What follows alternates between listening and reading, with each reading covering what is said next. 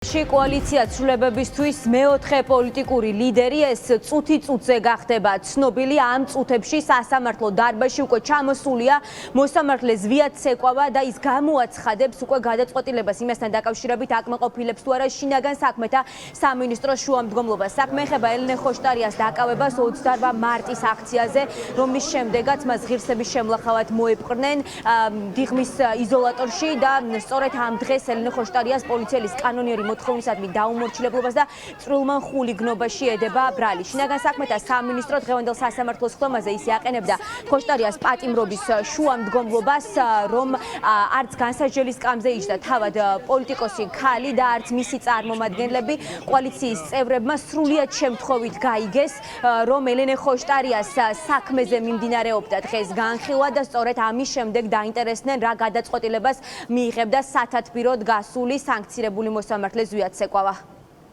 ჩვენ რეალურად ელენე ხოშტარიას პროცესი არ მოსულვართ, აქ სხვა ბიჭების პროცესები მიმდინარეობს და უბრალოდ გავიგეთ, რომ პარალელურად მიმდინარეობდა ელენეს პროცესი და მოვედით, რომ გაგვეგო რა სითხოს შინაგან საქმეთა სამინისტრო და რა გადაწყვეტილებას გამოიტანს მოსამართლე. როგორც გავიგე, შინაგან საქმეთა სამინისტრო ითხოვს პატიმრობას ელენე ხოშტარიასი და ეხლა ველოდებით მოსამართლის გადაწყვეტილებას. ელოდებით, რომ დააკავებენ ოპოზიციონერ პოლიტიკოს მეოთხე იქნება თქვენი კოალიციიდან, ვისაც ციხეში გაუშვათ. ხო, რა თქმა უნდა, გამორიცხული არ არის, რომ დააკავონ დღეს ელენე ხოშტარია, ნახოთ რა ველოდებით. სავარაუდოდ საქმე ეხება მარტში მის დაკავებას, სადაც მასზე მოახდინეს ფიზიკური ზეწოლა და გააშიშვლეს და ეს საზოგადოებისთვის არის ცნობილი და დღეს არის პროცესი და ვიცით, რომ პროკურატურა ითხოვს პატიმრობას.